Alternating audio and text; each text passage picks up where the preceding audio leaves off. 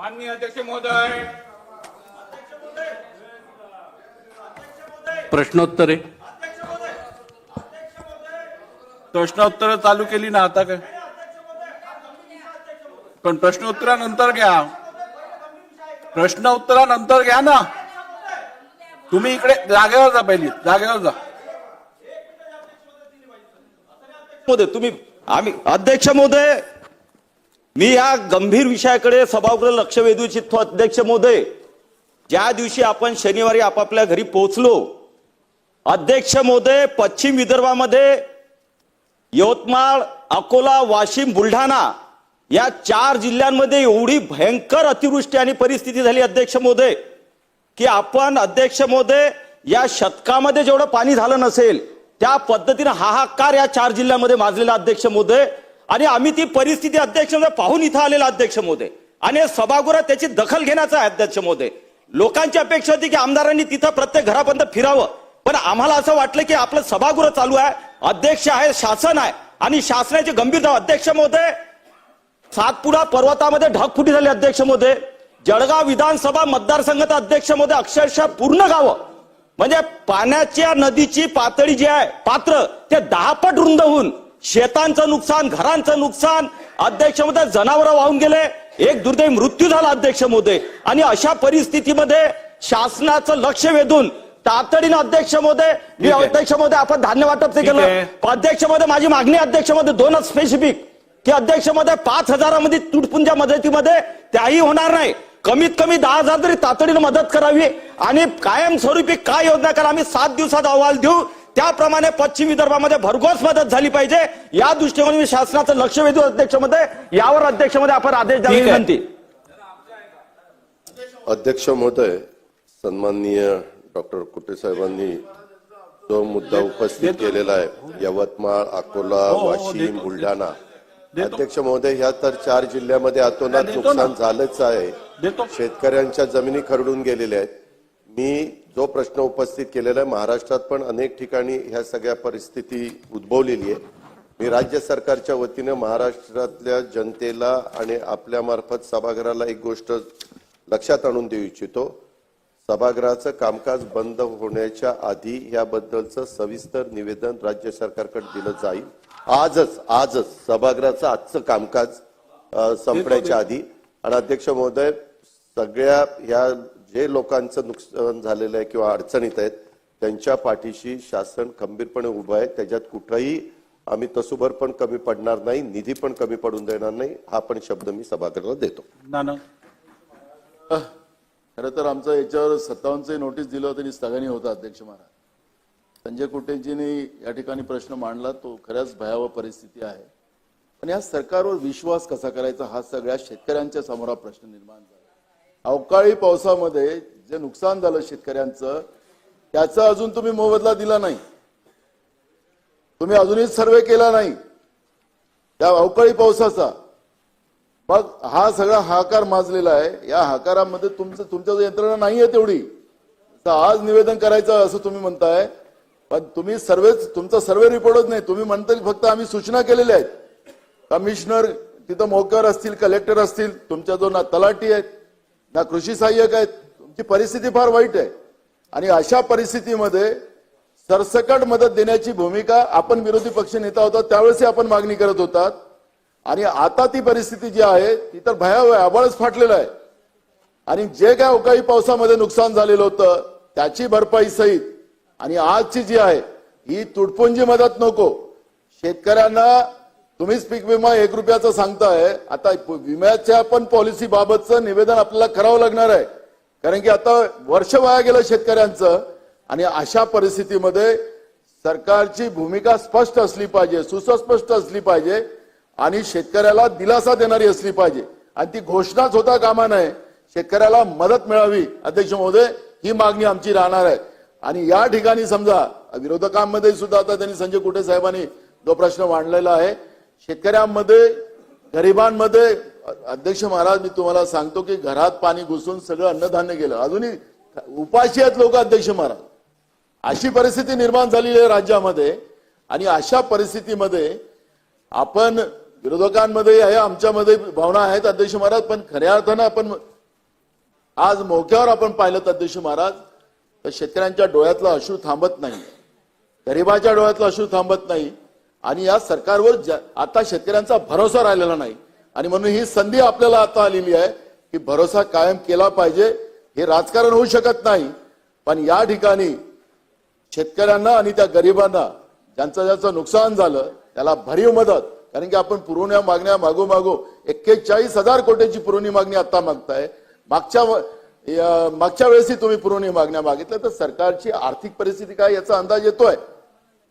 आज आता आपण कालपासून पेपरमध्ये बातम्या पाहूनच राहिलो की या आमदारांना जास्त त्याला जास्त पैसे आणणार कुठून तुम्ही लोक. म्हणून हे सगळं बाजूला सारा, पण शेतकऱ्यांना पहिले मदत करा ही भूमिका आमची राहणार आहे. अध्यक्ष महोदय, खर तर सर्व परिस्थिती आपल्याला पण माहिती आहे.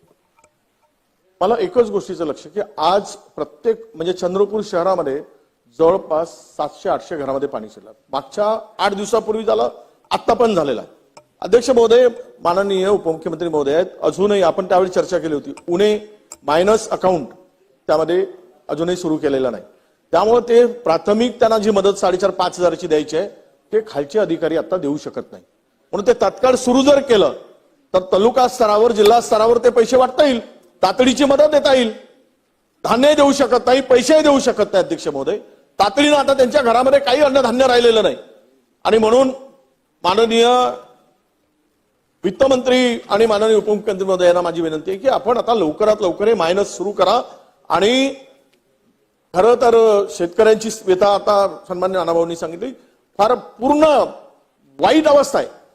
दुबार पेरणी करू शकत नाही, सोयाबीन गेलेला आहे, धानाचे पळे वाहून गेलेत, अनेक तलाव फुटलेत. मी आपल्या लक्षात आणून देतो अध्यक्ष महोदय, एकच मिनिटामध्ये तलाव फुटल्यानंतर दादा तलाव बांधण्यासाठी सुद्धा पैसे नाहीत. इथे आमचे इथे पालकमंत्री नाही आहेत चंद्रपूरचे, त्यांना आम्ही विचारलं, ते म्हणतात की डीपीडीसीतून पैसे देता येत नाही आणि त्या सिंचन विभागाकडे पैसे नाहीत.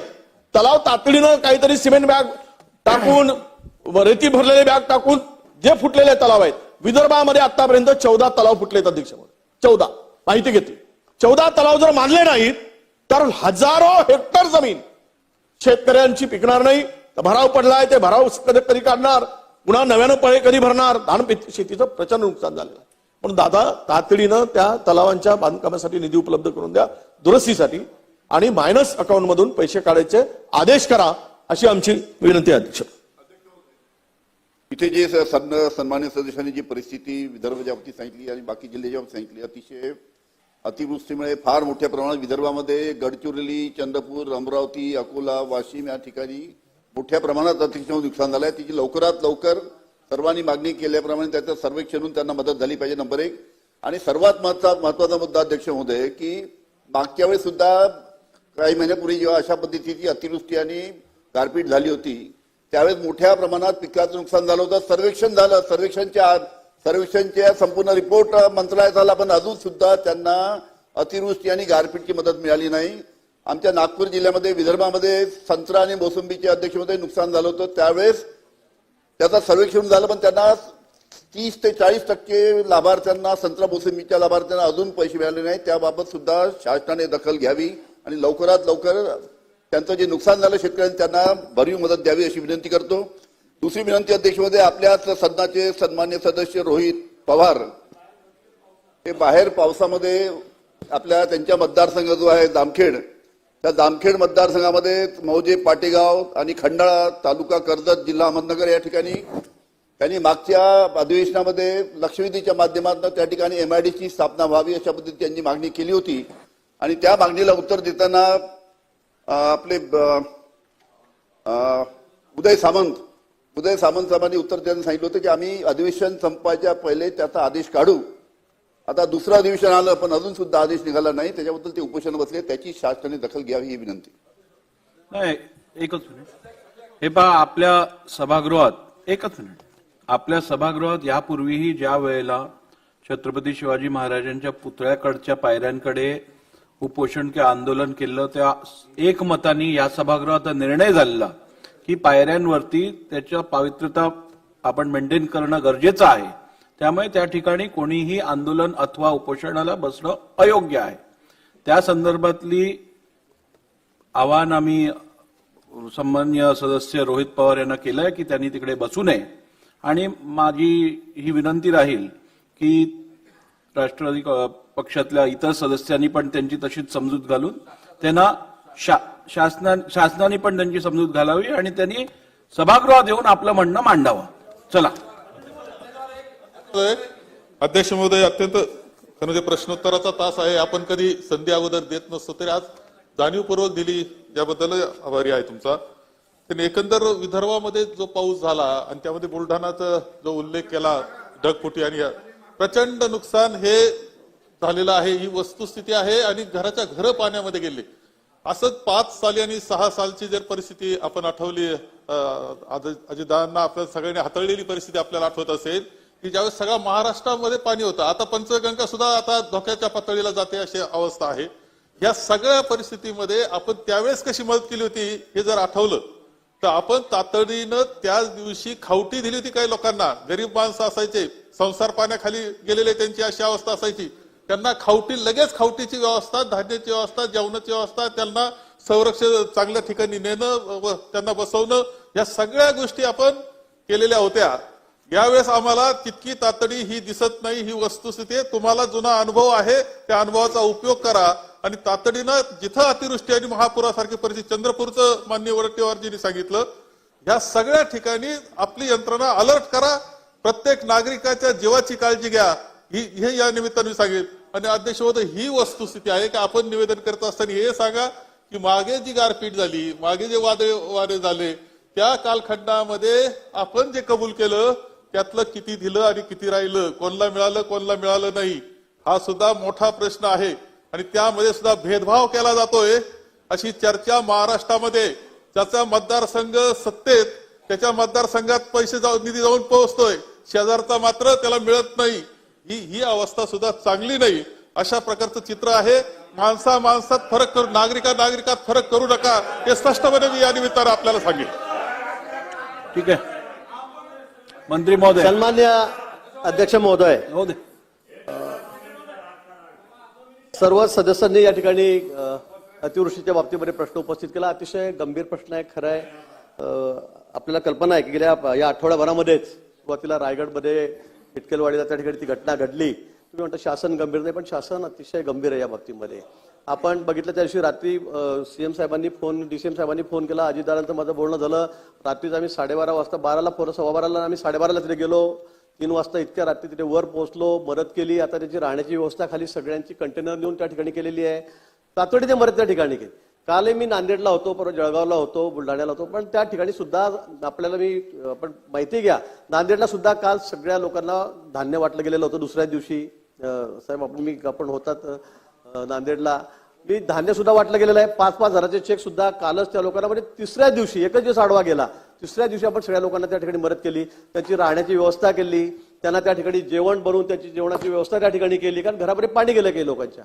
शेतीबद्दल तर न बोललेलं बरं. पिकंही गेली आहेत, जमिनी खरडून निघालेल्या आहेत, त्याचे पंचनामे होतील. त्यांना आता आपण निकष काय वाढून द्यायचे, कमी करायचे, त्यामध्ये आपण त्यांना मदत करू. पण आपण ज्या पद्धतीने सांगतायत की गंभीर नाही, मागे जसं केलं तसं नाही, मला वाटतं आम्ही सगळेजण अलर्ट आहोत. मंत्री फिरतायत, लोकप्रतिनिधी फिरतायत, आपणही सगळे फिरतायत आपल्या मतदारसंघामध्ये. पण तो अशी कुठेही परिस्थिती नाही की लोकांना धान्य गेलेलं नाही, त्याची जेवणाची व्यवस्था केली नाही, त्याची राहण्याची व्यवस्था केली नाही. सगळ्या व्यवस्था मला वाटतं त्या ठिकाणी केल्या. अजूनही करण्याची गरज असेल, मी असं म्हणत नाही, अजूनही पण कमी पडत असू, कारण आव्हान मोठं आहे, धोका मोठा आहे, संकट मोठं आहे. पण निश्चित आपण सगळेजणही विधानसभेला आपण सगळे सदस्य आहोत, लोकप्रतिनिधी आहोत, आपली ही जबाबदारी आहे, आपण ती करतो आहोत. पण शासन सुद्धा या बाबतीत मला वाटतं आम्ही अतिशय तातडीने, म्हणजे दुसऱ्या दिवशी आम्ही लोकांना चेक, धान्य, त्याचे पॅकेट सगळे लोकांकडे गेलेले आहेत. ज्यांच्याकडे स्वयंपाकाची व्यवस्था नाही त्यांना आपण शाळेमध्ये, सार्वजनिक ठिकाणी, मंगल कार्यालयामध्ये त्यांची राहण्याची व्यवस्था केलेली आहे आणि जेवणा खाण्याची व्यवस्था सतत त्या ठिकाणी चालू.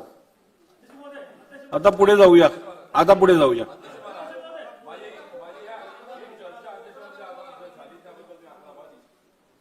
मध्ये एक गोष्टीची नोंद घेणं मी शासनाला त्या ठिकाणी आपल्या माध्यमातून विनंती करणार आहे की अशा प्रकारचं ह्या राज्यामध्ये मागच्या झालेल्या अतिवृष्टीमध्ये ज्या कमांड एरियामध्ये कॅनॉल्स रिपेअरचे काम आहे किंवा ठिकाणी जलसंधारणचे बंधारे फुटलेले आहे ते मंजूर झाले होते, पण सरकार बदलल्यानंतर त्या सगळ्या कामाला स्थगिती देण्यात आली.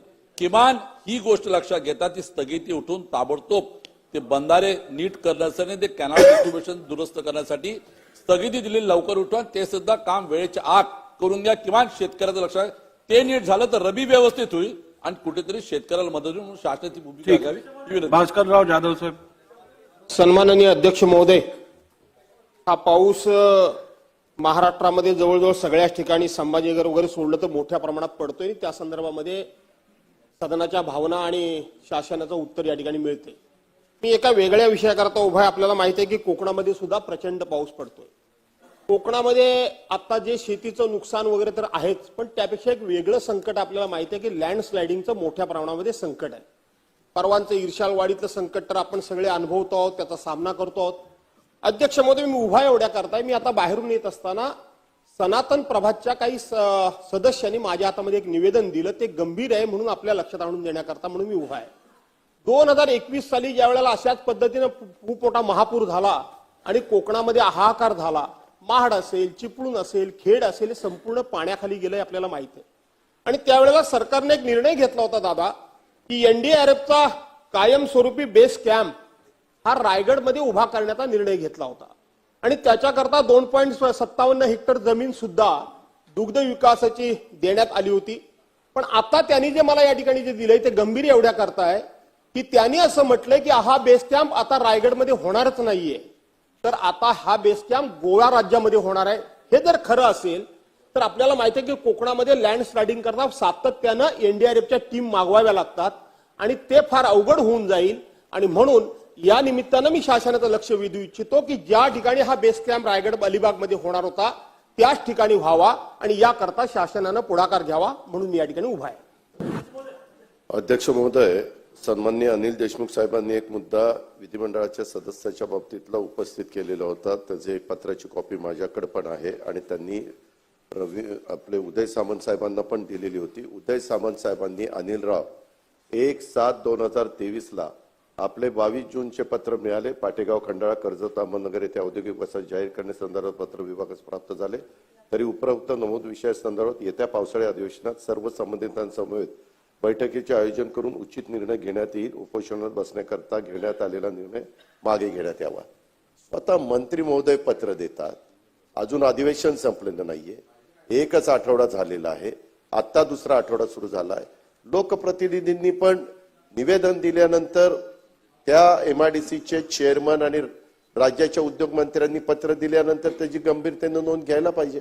अशा पद्धतीनं बसणं उचित नाही आणि त्याचे पुरावे पण माझ्याकडे. तो वाईट झाला पहिला विषय. अध्यक्ष,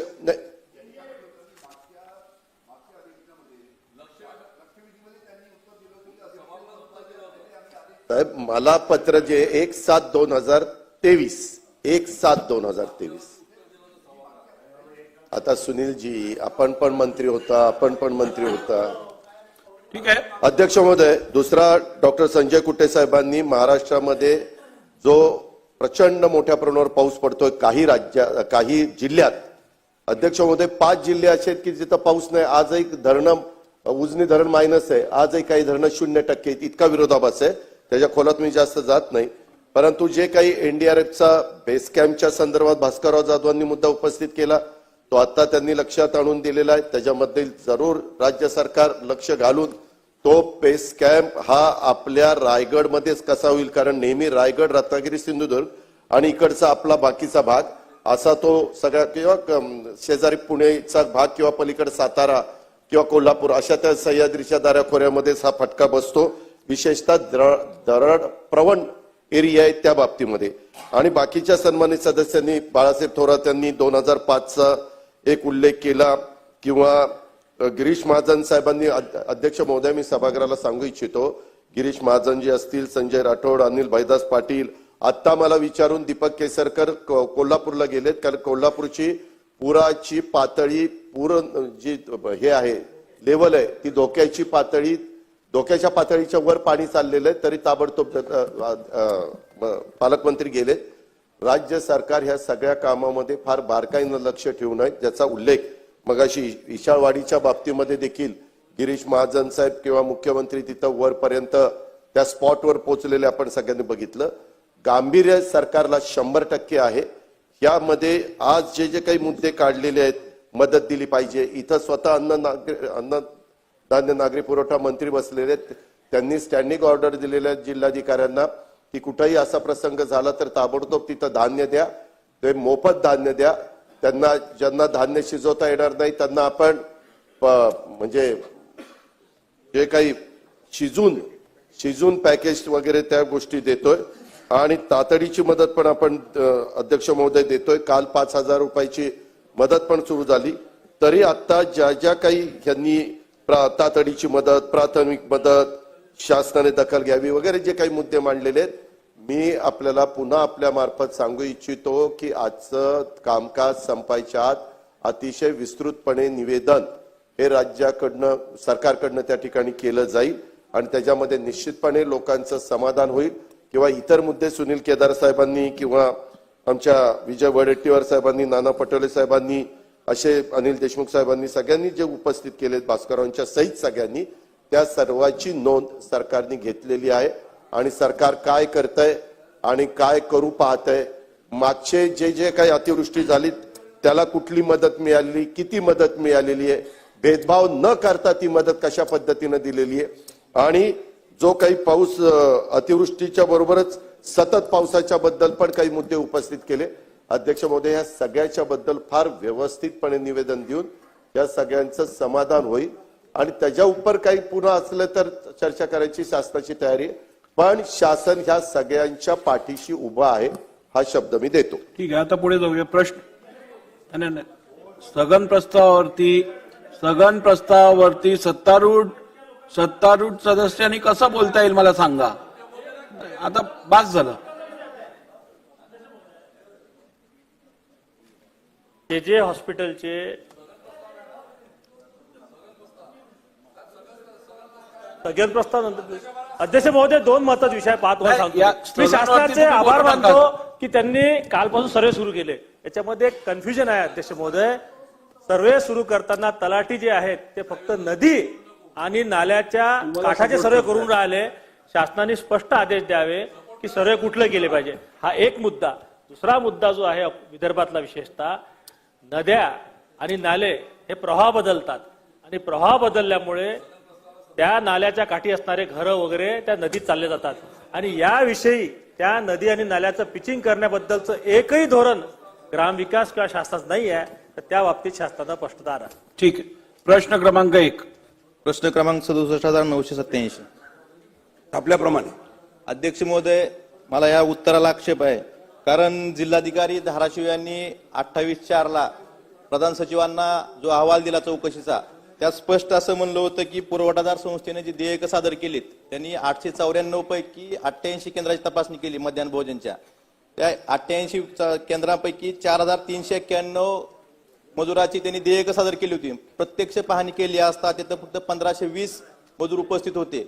एवढं असताना देखील उत्तरात मंत्री महोदय जर म्हणत असतील की ह्यात अनियमितता नाही किंवा कुठला कोणाचाही दोष नाही, जिल्हाधिकाऱ्यांनी स्पष्ट त्यात अध्यक्ष महोदय उल्लेख केलेला आहे की ह्या अहवालामध्ये त्यामध्ये जी चौकशी समिती नेमली होती त्यांनी ह्या योजनेत अनियमितता झालेली आहे आणि ज्या मजूर संस्थेला 25 मजूर नोंदणी असते, 25 मजूर संख्या असते, त्या संस्थेने 2-2 हजार मजुरांचे प्रमाणपत्र दिलेले आहेत.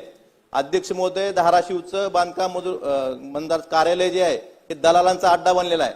अध्यक्ष महोदय, ह्या मध्यान्ह भोजन बरोबरच ज्या ठिकाणी शिष्यवृत्ती योजना आहे बांधकाम मजुराच्या कामगार कल्याण दिली जाते, त्यात मी एका वर्षाचं फक्त उदाहरण देतो अध्यक्ष महोदय. 3,000 लोकांना शिष्यवृत्ती दिली, त्यातले जवळपास 1,500 पेक्षा जास्त खाते नंबर हे जिल्ह्याच्या बाहेरचे होते. काही खाते नंबर हिमाचल प्रदेश, गुजरात, मध्य प्रदेश, मुंबईतल्या BKC मधले 443 खाते नंबर होते. अध्यक्ष महोदय, मला मंत्री महोदयांना एवढंच विचारायचं की जिल्हाधिकाऱ्यांनी जे अहवाल दिलाय त्यात अनियमितता झाली, मजुराच्या संख्येत तफावत आहे असं स्पष्ट असताना आपण अधिकाऱ्यावर आजपर्यंत कारवाई का केली नाही व करणार कधी? आणि धाराशिवच्या कार्यालयामध्ये शिष्यवृत्ती घोटाळा असेल, मध्यान्ह भोजन घोटाळा असेल, याची SIT मार्फत चौकशी करणार का? अध्यक्ष महोदय, हे खरं आहे की जिल्हाधिकाऱ्यांनी कमिटी नेमली गेली, कमिटीमध्ये त्याचा सर्वे झाला, चेक केलं, सगळं केलं. पण त्यामध्ये त्या कमिटीमध्ये एक जर कामगार अधिकारी जर घेतला असता त्यामध्ये तर त्यांना गाईडलाईन मिळाली असती की ह्याचं वाटप कुठल्या पद्धतीने होते. पण तसं काय झालेलं नाहीये. हे जवळजवळ सेंटर आपल्याकडे जवळजवळ 608 आहेत तिथं धाराशिवच्या जिल्ह्यामध्ये. त्यांनी चेक केली 88. एक गोष्ट होती की अगोदर काही दिवसाच्या अगोदर काही वर्षाच्या अगोदर आपण ही योजना चालू केली 6/6/2019 पासून आणि 10/4/2020 पासून आपण हे स्कीम चालू केली. त्यामध्ये अध्यक्ष महोदय एक केलं की आपण हे त्याची मुदतवाढ दिली. आपण फक्त नोंदणीकृत कामगारांसाठी आपण ही योजना राबवली गेली. पण कोरोना आला. कोरोनाच्या माध्यमातून आपण ठरवलं की काही वर्षाच्या अगोदर ठरवलं की हे सगळ्यांना जेवण द्यायचं आणि सगळ्यांना जेवण देत असताना त्यामध्ये बरेच कामगार असतील, ते ऊसतोडवाले कामगार असतील किंवा स्टोन कॅचरचे असतील किंवा हत्ती वीटभट्टीचे कामगार असतील, असे कामगारांना सगळ्यांना सरसकट किंवा नाक्यावरचे कामगार असतील तर त्यांना सरसकट देऊन द्यायची व्यवस्था केली आपण. ज्यावेळी ह्यांची व्हिजिट झाली त्यावेळेला ह्या व्हिजिटमध्ये जे कामगार जे स्टेशन्स आहेत त्या स्टेशनवरती गाडी येते आणि गाडी आल्यानंतर ते आपले डबे घेतात आणि ते आपापल्या भागात जाऊन तिथं जेवण करतात. पण ज्यावेळी हे कलेक्टर ऑफिसने ज्यावेळी व्हिजिट केली त्यावेळेला त्यांना लोक कमी आढळले असा त्यांचा दावा आहे. पण अनोंदणी केलेले कामगार आणि नोंदणी केलेले कामगार हे जर आपण टॅली केलं तर हा आकडा बरोबर येतो. त्यामुळं असा कुठेही गैरवापर झालेला नाहीये. त्या दृष्टिकोनातून निश्चितच आमच्याकडे अहवाल कलेक्टर ऑफिसचा अहवाल आला. त्यानंतर आमच्या अधिकाऱ्याकडून आम्ही त्यांना क्रॉस चेक केलं. ज्या लोकांना जेवण दिलं त्या लोकांच्या सह्या त्या झालेल्या सगळ्या आणि हा आकडा मॅच होतो आणि बिला पण त्यामध्ये कुठं अतिरिक्त गेलेले नाहीत. त्यामुळे हा अफरातफर झालेला नाही आणि कुठल्याही अधिकाऱ्यावर कारवाई करायचा उद्देश उरत नाही. अध्यक्ष महाराज, या प्रश्नामुळे कामगारांच्या जे प्रश्न ऐरणीवर होते त्याला न्याय मिळेल अशी अपेक्षा आहे. अध्यक्ष महाराज, आपण जे रजिस्टर करतोय, कामगारांची नोंदणी करतोय अध्यक्ष महाराज, तर त्याला जे प्रक्रिया यांची आहे फार किचकट आहे अध्यक्ष महाराज. आणि प्रक्रिया किचकट असल्यामुळे अनेक कामगारांच्या नोंदीच होत नाही. आता त्याला कमीत कमी 90 दिवस काम केलं पाहिजे तेव्हा त्याला आपण रजिस्टर करतोय. आता हा जो बांधकाम व्यावसायिक असतो तो फक्त 10 दिवसाचं प्रमाणपत्र देतो आणि या कामगारांना जे रजिस्ट्रेशन करायचं असतं तर त्याला जवळपास 200-300 रुपये खर्च येतो. हे नॉमिनल आहे, वेळाला तर याला मोफत केलं पाहिजे आणि याला सेंट्रलाइज केलं पाहिजे. हा घोळ निर्माण होतो याच्यामध्ये की आखरी हा प्रश्न निर्माण काय झाला, हा प्रश्न याच्यासाठी निर्माण झाला की आपण कामगारांच्या रजिस्ट्रेशनचा जो आपला जो किचकट प्रक्रिया आहे त्या किचकट प्रक्रियामुळे हा सगळा प्रश्न निर्माण झालेला आहे. आणि मग विटाभट्ट्यावर काम करणारे कामगार असतील, बिल्डिंगमध्ये काम करणारे कामगार असतील, रस्त्यावर काम करणारे कामगार असतील, असे विविध कामगार क्षेत्रामध्ये काम करणाऱ्यांसाठी ही योजना आपण सांगितलं त्याप्रमाणे आपण चालवत आहे. पण जे रजिस्ट्रेशनचा जो प्रक्रिया आहे आपली ती किचकट असल्यामुळे या प्रक्रियेमध्ये सुस्पष्टता आणण्यासाठी शासन काय धोरण घेईल आणि मला वाटतं की पुढच्या काळात हे प्रश्न निर्माण होणार. अध्यक्ष महोदय, ऍक्च्युली 90 दिवसाचा हा जो नियम लावला गेला हा केंद्राने नियम लागू केला.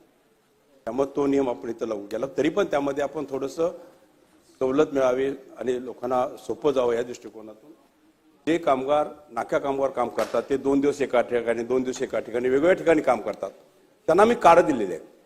ज्या ठिकाणी तुम्ही 2 दिवस काम करता त्या 2 दिवसाच्या कामाची नोंद तिथं घ्या. असं करून जर तुमचे 90 दिवस झाले असतील तर त्यांना मी रशीद द्यायची ती मान्यता देऊन टाकलेली आहे. दुसरी गोष्ट आपण सांगितली की हे त्यावेळी 200-300 रुपये देतात, कोण घेतं काय घेतं त्यावरही अंकुश ठेवणं जरुरीचं आहे. त्याबद्दल नाही, सेंट्रलाइज आमचं ऑनलाईन चाललेलंच आहे. आम्ही हे ऑनलाईन केलेलं आहे आणि ऑनलाईन करत असताना कामगारांना 25 रुपये पहिलं नोंदणी खर्च याचा शासनाचा आम्ही 1 रुपया केला. 1 रुपया ह्यासाठी ठेवला गेला की त्याचं बँक अकाउंट आपल्यापर्यंत आलं पाहिजे. त्यासाठी आम्ही 25 रुपये त्यांना 1 रुपये ठेवून त्यांना सवलत दिलेली आहे. हे यामध्ये स्पष्टीकरण आहे. बांधकाम कामगारांसाठी जवळजवळ शासनाच्या 28 योजना आहे अध्यक्ष महोदय. त्यातल्या काही योजना चांगल्या आहेत. पण माध्यान्ह जो प्रश्न इथे विचारला आहे की माध्यान्ह भोजन योजना अध्यक्ष महोदय, ज्या पद्धतीनं नोंदणीकृत लाभार्थ्यांना माध्यान्ह भोजनाचा लाभ मिळाला पाहिजे तसा महाराष्ट्रामध्ये मिळत नाही. या ठिकाणी 1,69,359 कामगारांना भोजन दिल्या जातं महाराष्ट्रात रोज असं म्हटलंय. या ठिकाणी नोंदणीकृत कामगारांना भोजन दिल्या जात नाही. नंबर 1. नंबर 2 अध्यक्ष महोदय, यामध्ये त्या 6 पदार्थ जेवायला द्यायला पाहिजे. 300 ग्राम चपाती, 6 चपाती, 250 ग्राम सुकी भाजी, 250 ग्राम पातळ भाजी, 20 ग्राम गूळ, 2 हिरव्या मिरच्या, 40 ग्राम चटणी, सलाद. या पद्धतीनं तुम्ही 1200 कॅलरी मिळायला पाहिजे. तशी कोणतीही याच्यामध्ये दिल्यात नाही. खिचडी भात देतात अनेक ठिकाणी. अध्यक्ष महोदय, याची चौकशी या माध्यान्ह योजनेची चौकशी महाराष्ट्रामध्ये झाली पाहिजे. जवळजवळ 350 कोटी दरवर्षी खर्च करतात त्याच्यावर. त्याच्यामध्ये फार मोठ्या प्रमाणात भ्रष्टाचार आहे. अधिकारी आणि कंत्राटदारांचा त्याच्यामध्ये भ्रष्टाचार आहे. त्यामुळे याची व्यवस्थित महाराष्ट्र शासनाने चौकशी केली पाहिजे. नंबर 1. त्याचबरोबर बांधकाम कामगारांसाठी जी घरकुलची योजना आहे, त्या घरकुलच्या योजनेचा महाराष्ट्रामध्ये किती बांधकाम कामगारांना लाभ मिळाला, कारण की या योजनेचा लाभ मिळू शकत नाही, कारण की याच्या अटी अतिशय जाचक आहेत. कामगारांची नोंदणी होते, तिथून अर्ज नंतर मंडळाचे लोक जागा पाहतात, DRD कडे जाते, पंचायत समितीकडे जाते, ग्रामपंचायतकडे जाते. 1 वर्ष म्हणजे कोणी अर्ज केला घरकुलासाठी 1 वर्ष संपूर्ण प्रक्रियेसाठी लागतो. त्याच्यामुळे ही प्रक्रिया आपण सुलभ करावी आणि किती बांधकाम कामगारांना घरकुल दिलं त्याची माहिती द्यावी आणि त्याचबरोबर माध्यान्ह योजनेची आपण चौकशी लावावी. मोठा भ्रष्टाचार त्याच्यामध्ये आहे. अध्यक्ष महोदय, एकतर हे नोंदीविषयी आपण मुद्दा मांडला. 10 ऑक्टोबर 2022 ची नोंदणी आपल्याकडे 15,30,000 होती. आज नोंदणी झाली ती 26,38,000 झाली. माझ्या 1 वर्षाच्या कालावधीमध्ये 11,07,000 आपण नोंदणी केली. नोंदणी 11 लाख हे नोंदणीचं आपण केलं, प्रबोधन केलं, आम्ही प्रचार केला, सगळे गेलो, साईडला गेलो, सगळे आमचे अधिकारी गेले, नोंदणी करायचा खूप प्रयत्न केला. पण त्या नोंदणी करायच्या प्रयत्नातून आपल्याला ही एवढी नोंदणी आपल्याला इथं उपलब्ध झालेली आहे. तर ह्या दृष्टिकोनातून आज जे मगाशी म्हटलं गेलं की जे नोंदणीकृत कामगारांना जेवण मिळतं, पण जे अनोंदणी कामगारांना जेवण मिळत होतं ते तारीख आता आम्ही 1 जुलै 2023 पासून आम्ही GR काढला. त्यामध्ये फक्त नोंदणीकृत कामगारांना हे जेवण दिलं जाईल असं आम्ही GR काढला. त्या पद्धतीने आता इम्प्लिमेंट चालू झालेलं आहे. त्यामुळं जे वाढीव आकडे दिसतात तुम्हाला ते ऑटोमॅटिक कमी येतील. त्या दृष्टिकोनातून जे नोंदणीकृत कामगार झाले त्यांनाच फक्त जेवण दिलं जाईल. दुसरा मुद्दा आपण घरकुलाचा केला की ज्या ठिकाणी म्हाडा आणि कलेक्टर ऑफिस या 2 एजन्सी आपण नियुक्त केलेल्या आहेत. त्या 2 एजन्सीमधून जर आपल्याला त्यांनी मान्यता दिली, जे आपण सबमिशन करतो एवढी घरकुलाची मागणी आहे, तर त्यामध्ये ते स्क्रुटनी करून आपल्याला सांगतात की एवढ्यांना घरकुल द्या. त्यासाठी आपण त्यांना 2 लाख रुपये देतो आणि त्या दृष्टिकोनातून कुठेही त्यामध्ये अटी शर्ती जास्त नाही आहेत. त्यामुळे नोंदणीचं कार्ड ते रिन्यू असलं पाहिजे आणि त्या दृष्टिकोनातून आम्ही कलेक्टरला देतो, नोंदणी करायला सांगतो त्याला. एवढी आमच्याकडे मागणी आल्या, त्या मागणीमध्ये आपण त्यांना सिलेक्शन करून आम्हाला सांगावं हेच आम्ही सांगतो त्यांना. आणि काय चौकशी आणि काय असं असेल त्यामध्ये काय तर अटी शर्ती जास्त असतील त्या सुलभ करण्यासाठी निश्चित आम्ही विचार दिला. अध्यक्ष महोदय, सदर विषयावर सन्माननीय सदस्य आणि संबंधित कोण अधिकारी त्यामध्ये असतील त्यांच्यावर कारवाई सगळे. अध्यक्ष महोदय, सन्माननीय मंत्री महोदयांनी उत्तर देताना असं म्हटलं की 26 लाख नोंदणीकृत कामगारांना या मध्यान्ह भोजन पुरवठा योजनेमध्ये त्या ठिकाणी लाभार्थी आहेत. अध्यक्ष महोदय, उत्तरामध्ये माननीय मंत्री महोदय धाराशिवच्या बाबतीत म्हणताना असं म्हणतात दॅट इज अ प्रोसेस की धाराशिव जिल्ह्यासाठी मध्यान्ह भोजन पुरवठा करण्याकरता नियुक्त संस्थेने म्हणजे एक संस्था ज्याला ते काम दिलंय ते सर्वेक्षण करतं आणि मग निवड केलेल्या बांधकामाच्या ठिकाणी नोंदित व अनोंदित कामगारांना मध्यान्ह भोजन पुरवठ्याबाबत संबंधित विकासक ठेकेदार आस्थापनाचे सहमती पत्र जिल्हा कार्यालयात सादर केल्यानंतर त्या यादीत त्यांना मंजुरी मिळते. याचा अर्थ अध्यक्ष महोदय, एक तर त्या संस्थेला ते काम दिलं पाहिजे, त्याने तिकडे असलेल्या नोंदित अनोंदित कामगारांचं कन्सेंट ठेकेदाराचं सहपत्र आणि जिल्हा कार्यालयात ते दिलं पाहिजे, मग ते लाभार्थी होतात असं त्याचं उत्तर दिसतंय. ही प्रोसेस ज्या संस्थांनी राज्यात केल्या नसतील, योग्य वेळेत केल्या नसतील, तर त्यांच्यावर सरकार काय कारवाई करणार हा पहिला प्रश्न आहे. आणि दुसरा प्रश्न असा अध्यक्ष महोदय, माननीय मंत्री महोदय म्हणाले की नोंदित कामगारांना आता आम्ही देण्याचा GR काढला. मुंबई ठाण्यासारख्या शहरामध्ये हे जे बांधकाम कर्मचारी आहेत ते कॉन्ट्रॅक्टर घेऊन येतात आणि हे रजिस्टर्ड कॉन्ट्रॅक्टर आहेत.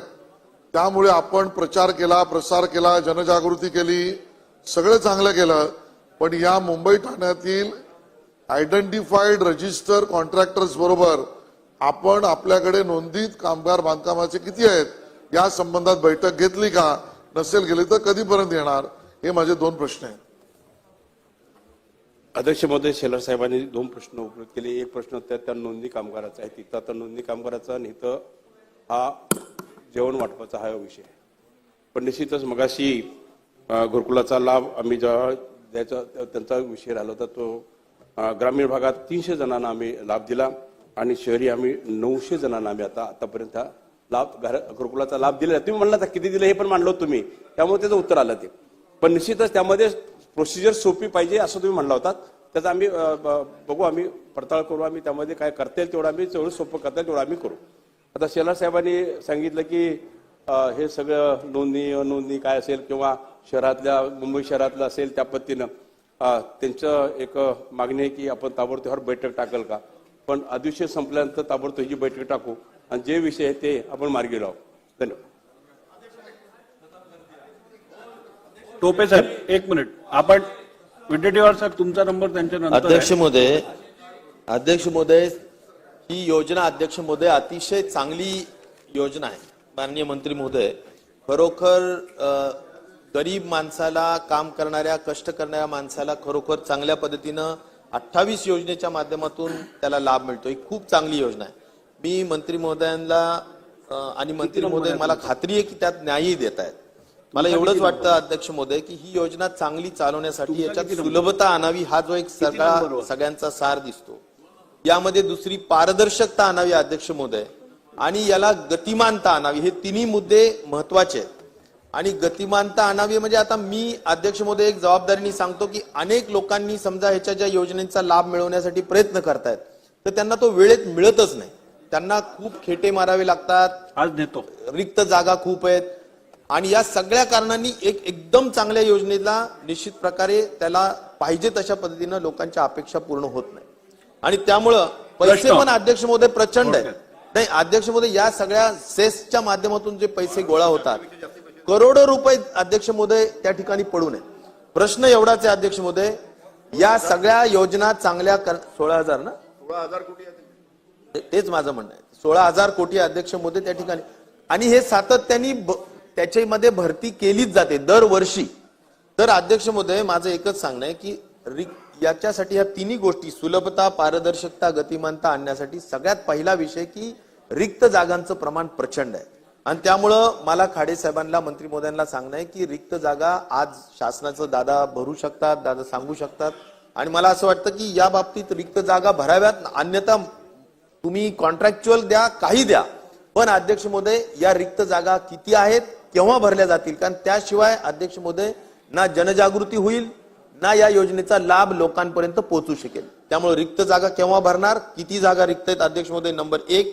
आणि नंबर 2, पारदर्शकता आणण्याच्या दृष्टिकोनातून खरोखर अध्यक्ष महोदय इतक्या खेटा माराव्या लागतात, त्यापेक्षा जेवढं ऑनलाईन करून जेवढं कागदपत्र पूर्ण झाले की लगेच झालं पाहिजे, या दृष्टिकोनातून अध्यक्ष महोदय काही प्रणाली राबवली जाणार का अध्यक्ष महोदय, हा पण एक महत्वाचा दुसरा विषय. आणि जनजागृती करण्यासाठी काय केलं जाणार.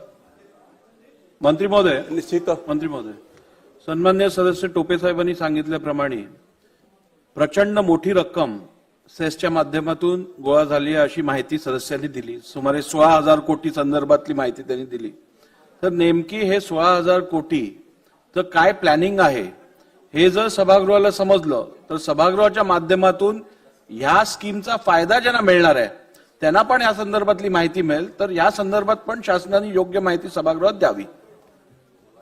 अध्यक्ष महोदय, निश्चितच त्याचा आम्ही प्लॅन करून आपल्याला सबमिट करून आपण पटलावर ठेवू. आपण दुसरी गोष्ट मग सांगितलं की मॅनपॉवर कमी असल्यामुळं काय अडथळे होतात हे मान्य आहे मला की मॅनपॉवर कमी आहे त्यामुळं लोकांची तातडीनं होत नाहीये. पण आम्ही एक नवीन प्रोजेक्ट चालू केला की आम्ही प्रत्येक तालुक्याला सेतू केंद्र, जसं सेतू केंद्र नोंद करतो तसं कामगारांची नोंद करण्याचं एक केंद्र आम्ही उभा करतोय आता. आणि प्रत्येक तालुक्याला ज्या ज्या नोंदणी होतील ते अधिकृत असू द्या, अनधिकृत नोंदणी असू द्या, त्यामध्ये कामगार असू द्या किंवा त्याच्या काही फॅसिलिटीच्या नोंदणी, ह्या सगळ्या नोंदणी त्या सेतू कार्यालयात होतील. आणि त्यामुळं ते फास्ट करण्याचा आम्ही एक तो प्रयत्न आम्ही करतो आहोत. आपण सांगितलं की थोडंसं पारदर्शक व्हायला पाहिजे, लवकर व्हायला पाहिजे, ह्या गोष्टीवर ह्यावर आम्ही लक्ष देऊन आहोत. आणि जिथं जिथं जर आढळलं तर निश्चित आम्ही तिथं आम्ही कारवाई करायचं आम्ही बंधनकार ठरवलेलं आहे. त्यामुळे अधिकाऱ्यांना ज्या इन्स्ट्रक्शन दिल्या, रिक्त जागा आता नवीन आकृतीबद्ध आमच्याकडे येत आहेत. या महिन्यामध्ये आमच्या आकृतीबद्ध येते, त्या आकृतीबद्ध आमच्या राहिल्यानंतर आम्ही ती रिक्त जागा ताबडतोब भरू. आणि त्यामध्ये कमी पडली तर आम्ही जे कॉन्ट्रॅक्टमध्ये आम्ही जागा मॅनपॉवर भरणार आहे त्यातली मॅनपॉवर भरून आम्ही हे काम चालू करू. अध्यक्ष महोदय, खरं तर हा अत्यंत महत्वाचा असा हा प्रश्न आहे. या राज्यातील कामगारांना हा जो पैसा निधी मोठ्या प्रमाणात आहे त्याचा उपयोग झाला पाहिजे. पण अध्यक्ष महोदय, या ठिकाणी जबाबदारीने सांगतोय, या संपूर्ण योजनामध्ये प्रचंड असा भ्रष्टाचार आहे.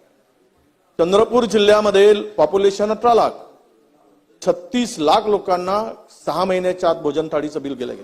दादा, आपण नोंद घ्यावी, त्याच्यामध्ये फार गैरप्रकार होतोय. आपण म्हणाल, आता टोपे साहेब म्हणाले की याच्यात थोडीशी पारदर्शकता आणली पाहिजे. पारदर्शकता नाही, याची चौकशी करावी अध्यक्ष महोदय. कंत्राटदार या पैसा संपूर्ण कामगारांना कमी आणि कंत्राटदारांच्या घशात जास्त चाललेला अध्यक्ष महोदय. अजिबात यामध्ये पारदर्शकता नाही अध्यक्ष महोदय. खरं तर हक्काचा पैसा कामगारांचा 16,000 कोटी रुपये आहेत. तुमच्याकडे 11 लाख कामगारांची नोंदणी आहे अध्यक्ष महोदय. त्यांना घरं जर दिली असती तर एवढे कामगार स्वतःच्या हक्काचे घर उभे करू शकले असते. तुम्ही हे भोजन देत असताना, माननीय मंत्री महोदय, अध्यक्ष महोदय, आपल्या माध्यमातून विचारू इच्छितो, हे भोजन देत असताना नोंदणीकृत, खरं सांगू तुम्हाला, हे पेट्या वाटलेत ना कामगारांना, पेट्या, त्या पेट्याची किंमत मार्केटमध्ये मागच्या वेळेसही सभागृहामध्ये हा विषय आपण काढलेला होता अध्यक्ष महोदय. खरं तर तुमच्याकडून सूचना मिळायला पाहिजे. शोषण आहे हो, ह्या पैशाचं लूट चालली आहे. हे 16,000 कोटी लवकरात लवकर संपवून टाका, म्हणजे विषय संपून जाईल.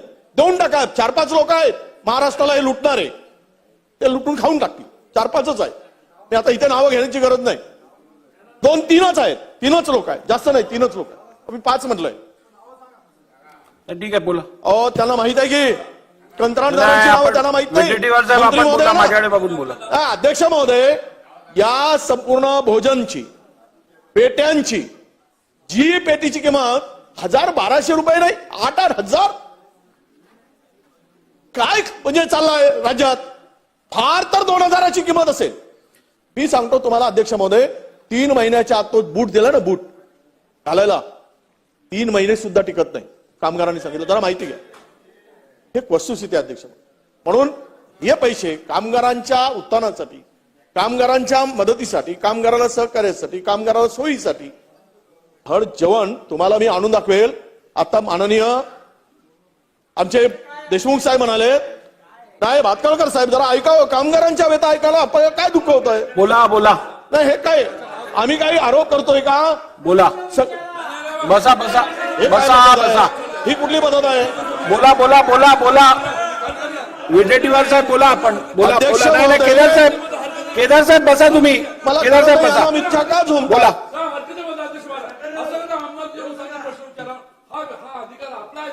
मी त्यांनी दिलेल्या सूचनाची दखल घेतली नाहीये. पुढे बोला. पुढे बोला. पुढे बोला. अध्यक्ष महोदय, नाही हे बरोबर नाही.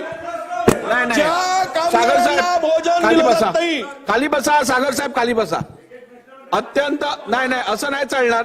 महत्वाचा प्रश्न आहे आणि नाही असं नाही चालणार.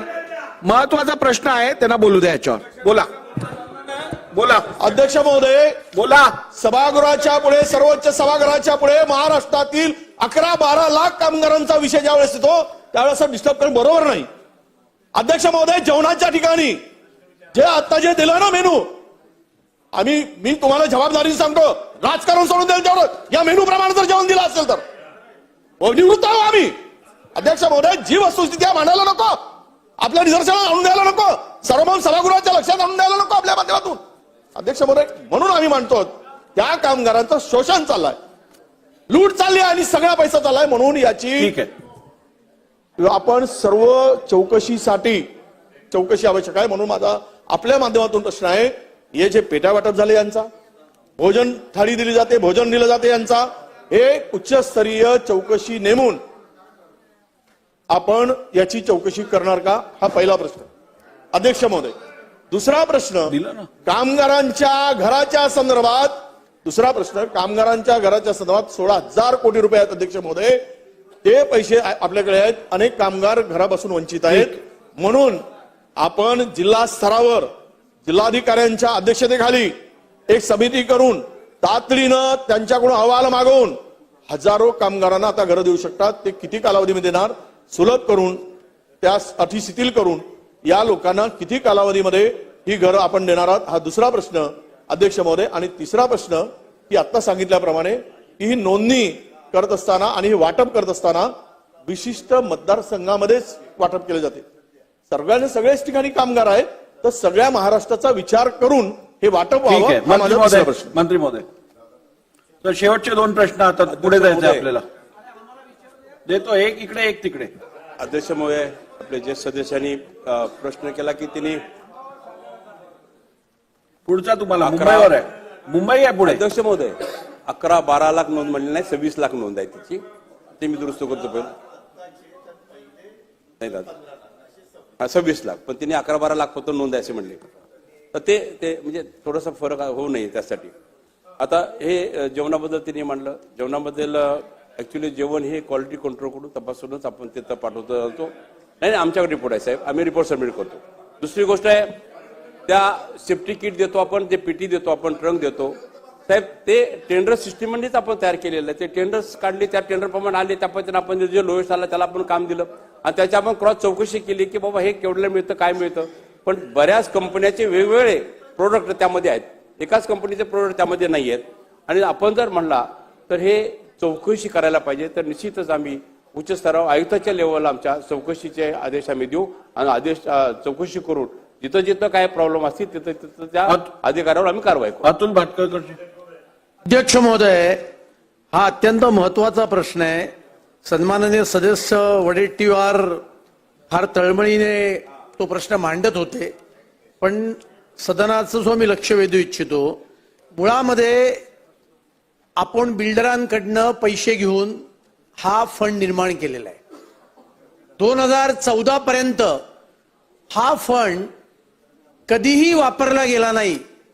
मुंबई उच्च न्यायालयामध्ये पिटिशन दाखल झाली आणि मुंबई उच्च न्यायालयाच्या आदेशानंतर हा फंड वापरायला सुरुवात झाली आणि त्यावेळेला माननीय देवेंद्रजी मुख्यमंत्री होते, त्यावेळेला हा फंड वापरायला सुरुवात केली. हा पहिला मुद्दा.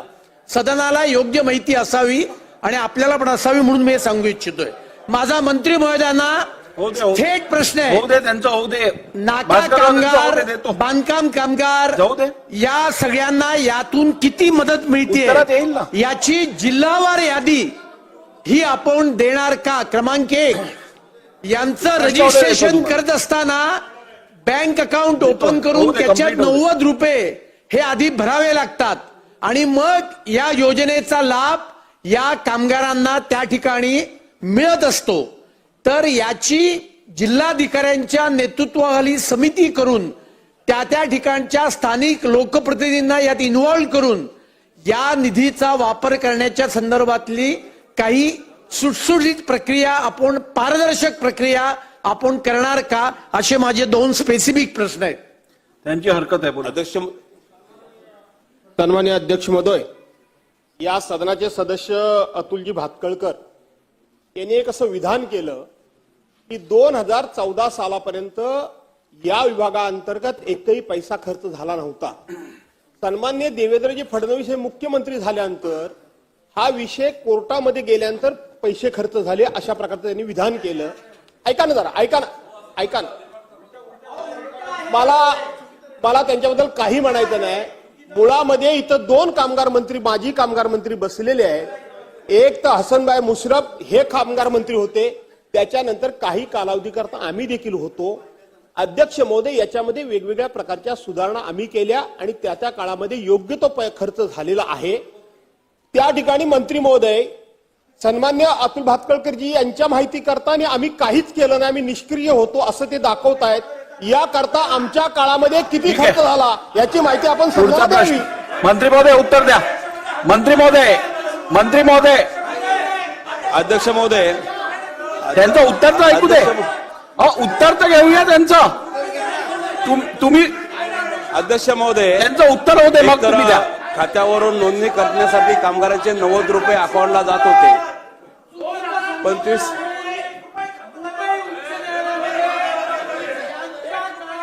1 रुपया खर्च केला नाही, पीएल दाखल नाही. हे बघा, आणि त्यावेळेला आपलं सरकार आलं. आरोप प्रत्यारोप करण्यासाठी प्रश्न उत्तराचा तास वापर होऊ शकत नाही, अजिबात चालणार नाही. आरोप प्रत्यारोपासाठी आपण प्रश्न उत्तराचा तास चालवणार नाहीत. मंत्री महोदय तुम्ही उत्तर द्या. अजिबात चालणार नाही. खाली बसा. अध्यक्ष महोदय, मी तपासून बघीन आणि चुकीचं आलं असेल तर ते रेकॉर्ड होणं अध्यक्ष काढू. महोदय, अध्यक्ष महोदय, मी तपासून दोन्ही अध्यक्ष बाजू महोदय, मला संरक्षण द्या. दोन्हीकडच्या सदस्यांनी मांडलेली बाजू मी तपासून घेईन. जर का काहीही त्याच्यात विपरीत असेल किंवा रेकॉर्डच्या विपरीत असेल तर रेकॉर्ड वरनं काढलं जाईल. पुढे बोला. अध्यक्ष महोदय, सदस्यांनी बांधकाम कामगारांची जिल्हास्तरीय आपण कमिटी नेमावी. कमिटीमध्ये प्रतिनिधींना तिथं बोलवावं. प्रतिनिधीच्या माध्यमातून हे जे पैसे उपलब्ध आपल्याला आहेत त्यामध्ये काहीतरी सुखसोयी उपलब्ध करण्यासाठी शेतकरी कामगारांसाठी आपण ते मांडावं. निश्चितच ही कमिटी नेमली जाईल आणि निश्चितच सगळ्या प्रतिनिधींना बोलवलं जाईल. त्यामध्ये कुठलाही पक्षपात न करता सगळ्यांच्या मतानं काय कामगारांना काय देता येईल त्या दृष्टीकोनातून तो प्रस्ताव तयार करता येईल. दुसरं मगाशी खात्यात नोंदणी करता मग सांगितलं की 90 रुपये त्याला बँकेत टाकावं. 90 रुपये नाही आहे, 25 रुपये होते तेही बंद केले आम्ही आणि 1 रुपया फक्त आम्ही नोंदणीसाठी ठेवलेला आहे. हे आम्हाला उत्तर द्या. प्रणिती शिंदे. नाही बोला.